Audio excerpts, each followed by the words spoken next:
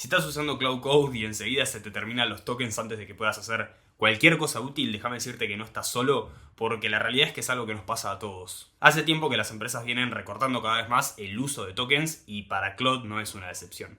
Entonces, si bien lo vengo usando hace un montón de meses, la verdad es que el último tiempo tuve que ponerme a investigar formas y métodos para poder reducir el uso de tokens y que no se me corte cada 5 minutos y tenga que estar timeando las sesiones, poniéndolo a trabajar de noche, todas estas cosas que son súper incómodas. Y con el conjunto de todos estos métodos pude reducir entre un 70 y un 90% el consumo de tokens. Y parece una locura, pero realmente es posible si somos metódicos y lo aplicamos de la manera que hay que hacerlo. Y lo mejor de todo es que son técnicas súper básicas que vos vas a poder aplicar prácticamente de inmediato. Así que quédate en el video que te muestro qué puedes hacer. Y el primer punto, aunque para algunos ya parezca obvio, la realidad es que todas las empresas ofrecen una gama de modelos de lenguaje. Cada uno tiene distintas configuraciones de qué tan inteligente es o qué tan capaz es de realizar ciertas tareas con más o menos efectividad. Y obviamente cada uno tiene un determinado costo para poder usar ese modelo. En el caso de Claude, que probablemente es lo que estemos utilizando la gran mayoría ahora, tiene principalmente tres modelos: Haiku, Sonnet y Opus. Haiku es el modelo más barato de todos, pero también es el más tonto. Sonnet es un punto intermedio y Opus es el modelo más avanzado de razonamiento que tiene Claude. Y obviamente Haiku es el más barato, Sonnet es un intermedio y Opus es el más caro por cada mensaje y respuesta que enviamos y recibimos. Entonces, en este punto es obvio decir que para las tareas más fáciles, como, qué sé yo, ordenar una lista o agarrar un texto y resumirlo, podemos usar los modelos más baratos, como Haiku y Sonnet.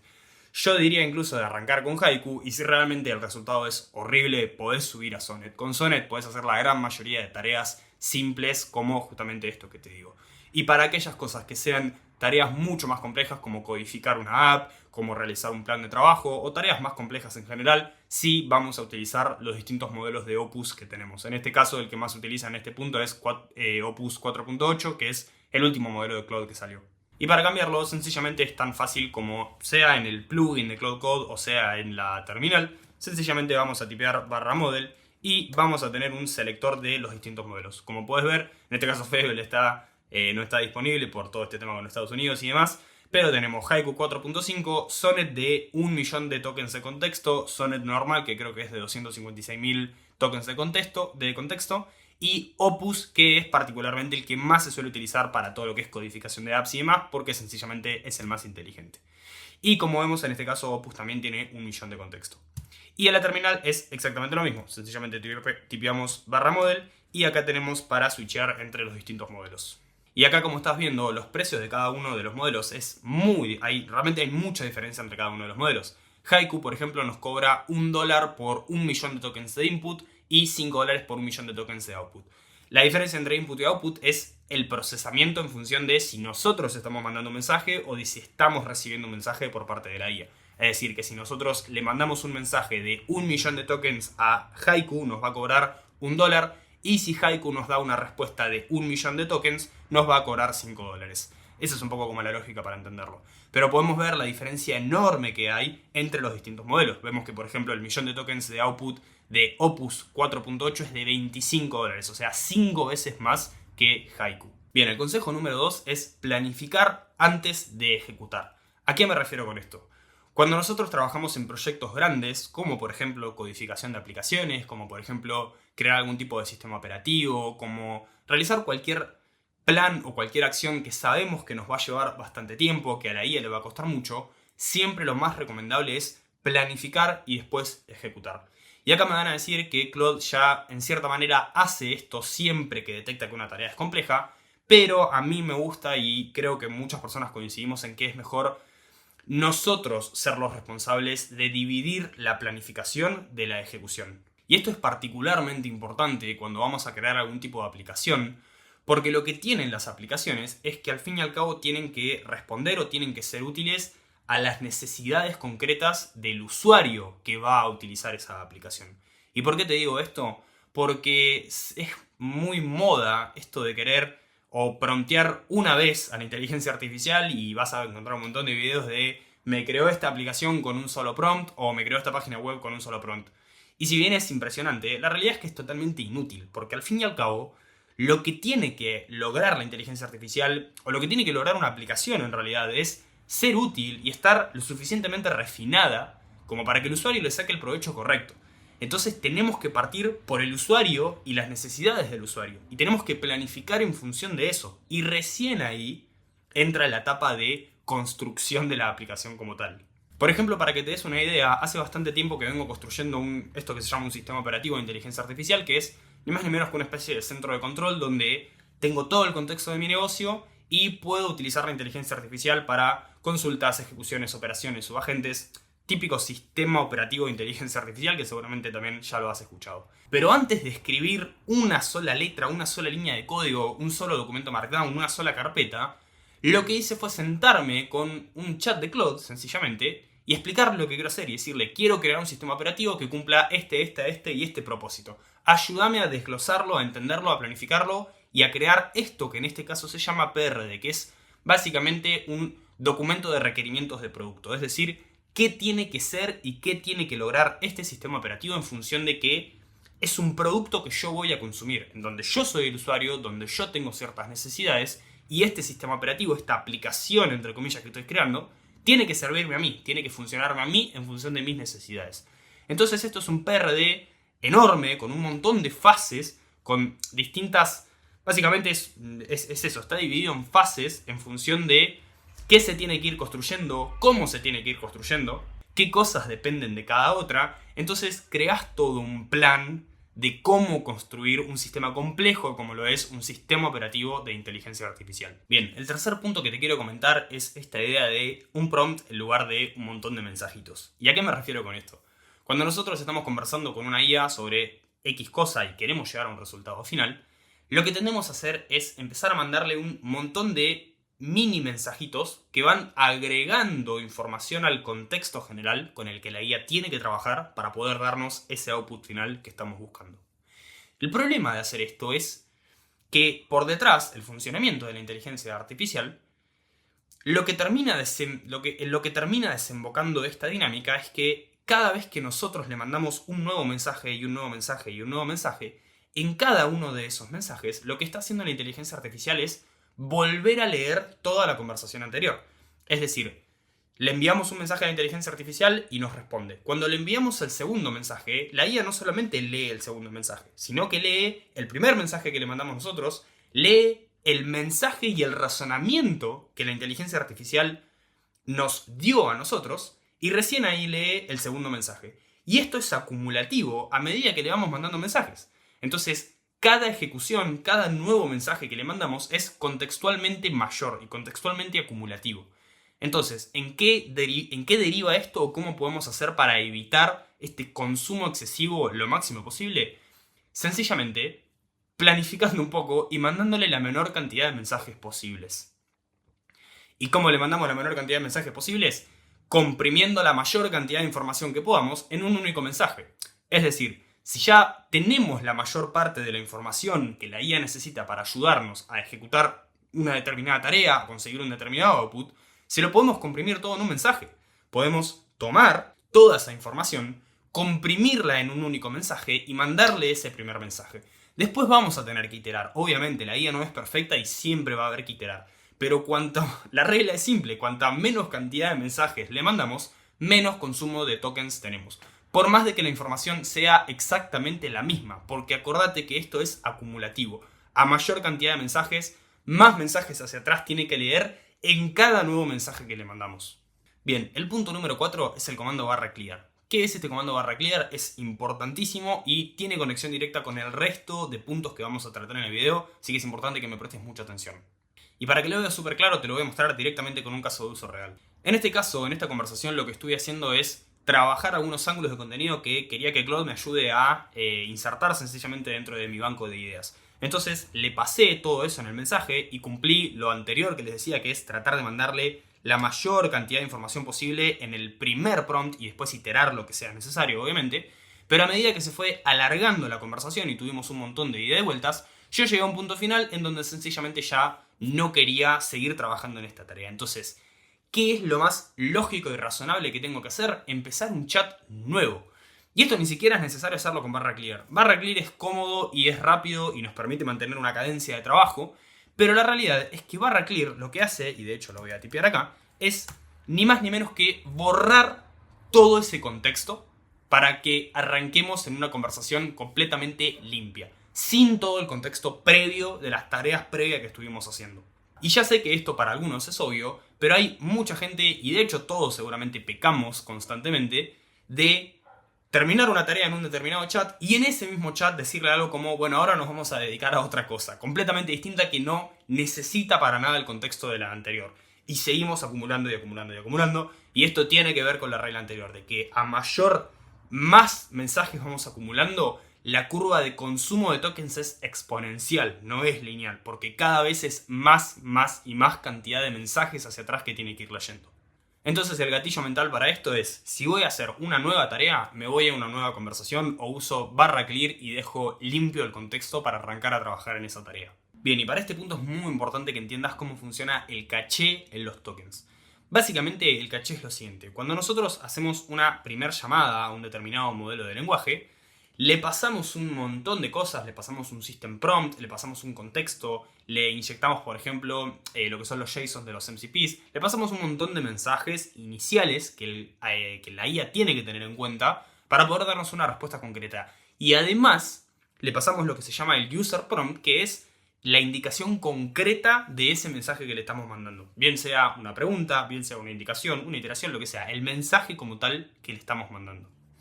Pero bien, las inteligencias artificiales, si bien tienen este sistema acumulativo que yo te mencionaba anteriormente, también tienen un sistema que se llama caché, que lo que hace es efectivamente mantener guardado y fresco todo aquello que en cada mensaje que le vayamos enviando se va repitiendo en cada uno de esos mensajes. Entonces, nosotros le mandamos un primer mensaje, hacemos una primera llamada, y eso le inyecta al modelo un system prompt, un determinado prompt en concreto, le inyecta un determinado contexto, le inyecta todas esas cosas, o supongamos que, no sé, le pasamos un documento entero para que nos lo resuma, y después seguimos trabajando y seguimos iterando sobre ese documento en particular.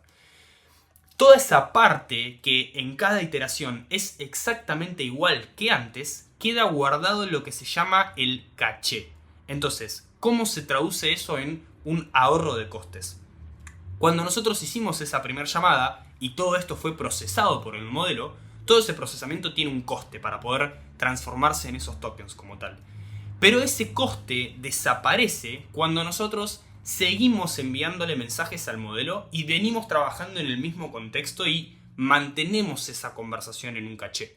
Entonces, en la segunda llamada, en la tercera, en la cuarta, en la quinta, todo aquello que el modelo de lenguaje tenga que volver a procesar, si ese fragmento de texto o ese contexto como tal es igual que el fragmento de texto o el fragmento de contexto que la iteración anterior, e igual que la iteración anterior, e igual que la iteración anterior, todo ese conjunto de tokens se mantiene en lo que se llama en el caché. Por lo tanto, todo ese caché, toda esa información que está en el caché del modelo, no se vuelve a contabilizar como un costo que la empresa nos va a cobrar cuando le volvemos a mandar un mensaje. Pero bien, acá entra un punto que es importantísimo. Cuando nosotros estamos trabajando, por ejemplo, en Visual Studio Code o en lo que sea que estemos trabajando, sencillamente prompteando con distintas inteligencias artificiales, estamos trabajando en un proyecto y estamos continuamente mandándole mensajes, todo ese contexto se mantiene en lo que es el caché. Es como una especie de memoria RAM que tienen los modelos, donde esa información queda mucho más fresca y más fácil de consultar. Entonces, por eso la empresa nos cobra mucho menos por enviar mensajes o mantener conversaciones por encima de ese contexto cacheado. Sin embargo, ese contexto no permanece constantemente cacheado, sino que tiene lo que se llama un TTL, que es Time to Live, es básicamente un tiempo de vida, digamos. Es decir, si nosotros estamos trabajando y vamos acumulando caché, porque estamos mandando mensajes, y se mantiene toda esa información en el caché, esa información no permanece constantemente dentro de ese caché, sino que después de un determinado tiempo, ese caché se borra, y si nosotros volvemos a mandar un mensaje en ese mismo chat, ahora sí el modelo lo que va a hacer es volver a procesar todo el contexto de la conversación como la primera vez que le mandamos ese mensaje. Y eso sí tiene un costo elevadísimo, porque es muchísima cantidad de texto que no está cacheado porque el caché murió o llegó a su TTL máximo. Entonces el modelo tiene que volver a releer todo eso, volver a reinsertarlo en el caché y ahí sí podemos seguir trabajando con toda esa información ya cacheada. Y acá hay un dato que es bastante curioso y es que prácticamente ninguna empresa da datos oficiales sobre cuál es el TTL del caché. Pero se estima que es más o menos de 60 minutos en todos los servicios de consumo normales de Cloud, de OpenAI, etcétera, etcétera. Entonces, ¿qué quiere decir esto? Quiere decir que si nosotros estamos trabajando en una conversación, dejamos de mandarle mensajes a esa conversación y pasa más de una hora, cuando le mandamos ese mensaje de vuelta a ese chat, el agente de IA, en realidad el modelo de lenguaje, va a tener que volver a consumirse todo ese contexto. Y eso es exactamente lo que queremos evitar, porque esos son picos de consumo que sencillamente son evitables, ni más ni menos.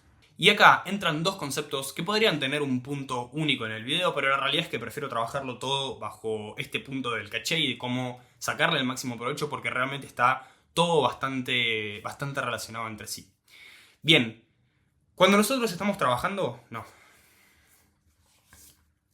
Claude ya tiene una funcionalidad nativa que se llama /compact, que básicamente lo que hace es como un clear que te mostré anteriormente, pero en lugar de solamente limpiar el contexto, lo que hace Claude, va a leer toda la información relevante que se fue dando en esa conversación. Todo el contexto de esa conversación lo va a agarrar, lo va a comprimir y va a crear una especie de instructivo para que es básicamente un resumen del contexto y la información más importante de ese chat, una especie de instructivo para que nosotros podamos tomar ese instructivo, llevárnoslo a otra conversación limpia e iniciar esa nueva conversación limpia con el contexto compacto, obviamente, más relevante posible que nos hayamos traído de la conversación anterior.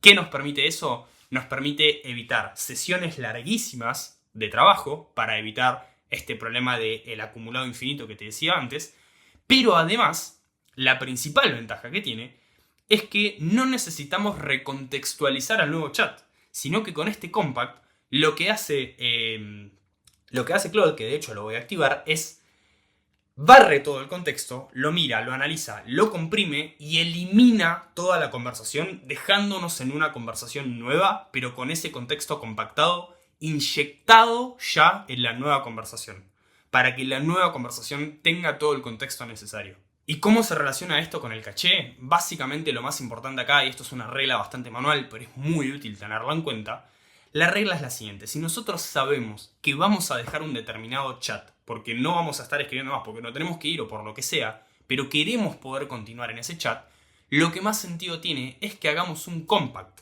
porque lo que nos va a suceder sino es que cuando después de esa hora, en cualquier momento, nosotros volvamos a esa conversación, ni bien le mandemos cualquier tipo de mensaje, el modelo se va a tragar toda esa cantidad enorme de tokens y nos va a consumir muchísimo. En cambio, si nosotros nos acordamos de hacer un compact antes de que nos vayamos, esa conversación ya queda limpia. Se agarra todo el contexto que está cacheado, se compacta, se autoinserta en una nueva conversación y nosotros continuamos esa conversación sin el riesgo de que cuando le mandemos un nuevo mensaje el modelo tenga que ir a leer toda una conversación enorme de millones de tokens para atrás o de miles, de cientos de miles de tokens hacia atrás y consumirnos todo eso de nuestro plan pago. Como vemos en este caso, terminó de compactar y nos muestra cuántos tokens compactó. Nos dice que compactó 101.000 tokens, lo cual es un montón. Y fíjense que de hecho podemos ver exactamente ese contexto compactado que nos dio Claude para que la siguiente conversación, en realidad yo ya la puedo continuar directamente desde acá, porque Claude es como que corta la conversación anterior desde acá y continúa trabajando. Y le da todo el contexto necesario a la nueva conversación para que trabaje como si no hubiera pasado nada, como si en ningún momento se hubiera cortado ese hilo de contexto. Y acá hay otra opción que a mí me gusta mucho usar, que es una opción bastante parecida, que se llama Handoff. Y en mi caso Handoff es una skill particularmente que yo tengo creada, es una skill ni más ni menos que se llama Handoff, que está en mi .cloud, de hecho la tengo por acá. Vemos que... la tengo cargada como skill global para todas mis instancias de Cloud, pero es básicamente una skill que se llama Handoff. ¿Qué es lo que hace esta skill? Básicamente hace el mismo trabajo que hace Compact, Pero lo que tiene de bueno es que al ser una skill, primero que nada me permite tener un cierto control sobre qué contexto quiero traerme. Me permite tener un cierto control sobre cómo la inteligencia artificial va a compactar todo el contexto anterior. Pero no solo eso, sino que lo que más me gusta es que en este caso, esta skill de handoff lo que hace es dejarme un archivo, un registro fijo de ese handoff en particular. ¿Qué ventaja me da esto? La ventaja que me da es que si yo, por ejemplo, hago un handoff ahora y quiero continuar trabajando dentro de una semana, lo único que tengo que hacer es irme a ese documento de handoff y decirle a la IA: che, léete este documento que fue lo último que estuvimos trabajando en esta sesión de trabajo y continúa trabajando desde ahí. ¿Qué consideración importante tiene este handoff? Que no realiza el corte automático del contexto, es decir, el handoff mantiene la conversación viva, entonces nosotros de forma manual tenemos que hacer un barra clear para limpiar todo el contexto y arrancar en una conversación nueva. Entonces fíjate que en este caso, de hecho, la skill lo que me dice es: para la próxima sesión, apúntale, lee el handoff en bla bla bla, está sencillamente este directorio de mi computadora, y si yo me vengo y copio esto y me voy a un chat nuevo de Claude, sencillamente, lo voy a traer para acá, cachito, sencillamente le puedo pegar eso y acá Claude va a continuar trabajando desde ese handoff, que fíjate que es un documento y va a entender completamente desde dónde tiene que partir. Bien, el punto número 6 de este video es mantener lo más breve posible todo lo que se autoinyecta la inteligencia artificial cada vez que inicia una nueva conversación. ¿A qué me refiero con se autoinyecta? Cuando nosotros trabajamos en Claude Code, normalmente tenemos lo que se llama, normalmente no, la gran mayoría de veces, tenemos lo que se llama un documento claude.md, que es ni más ni menos que un documento que le dice a Claude cómo tiene que trabajar y qué tener en cuenta para poder trabajar con nosotros. En este caso, como esto es lo que estoy trabajando, es un sistema operativo de inteligencia artificial que tiene un contexto muy grande y yo sé que consume un montón de tokens, estoy pecando de cierta forma de que mi Claude Code sea, de que mi Claude.md realmente sea un archivo muy grande, pero en mi caso lo necesito estrictamente porque es medio la única manera que tengo de que mi agente de inteligencia artificial siempre esté lo suficientemente contextualizado para poder trabajar con todo mi sistema operativo, porque realmente es muy grande. Pero la regla de todo esto en realidad es que cuanto más pequeño sea ese ClaudeMD, mejor. ¿Por qué? Porque en cada sesión que arranca Claude Code, lo que hace es ni más ni menos que autoinyectarse ese Claude.md y lo utiliza como instrucciones básicas para todo el resto de trabajo que se haga en esa sesión.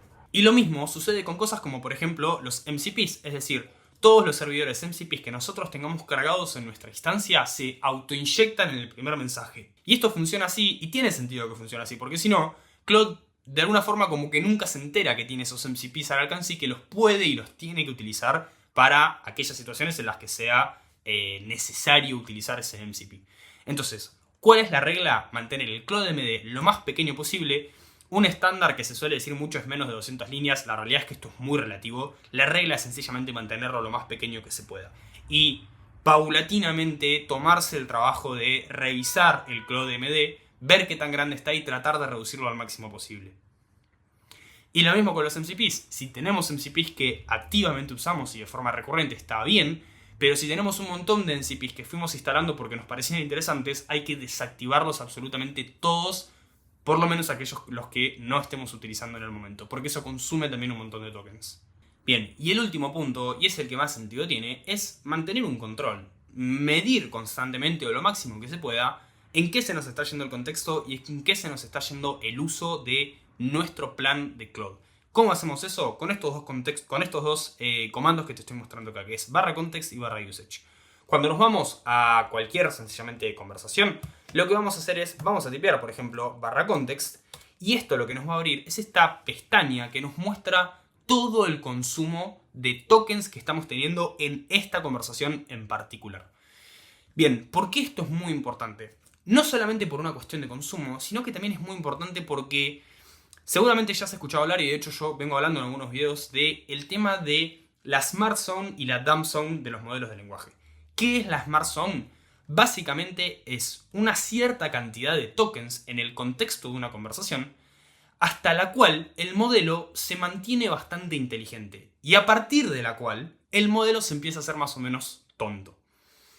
Esto sucede porque sencillamente es una regla que tienen los modelos de lenguaje. A mayor cantidad de contexto tienen que manejar, normalmente la regla es que disminuye gradualmente la calidad de los outputs.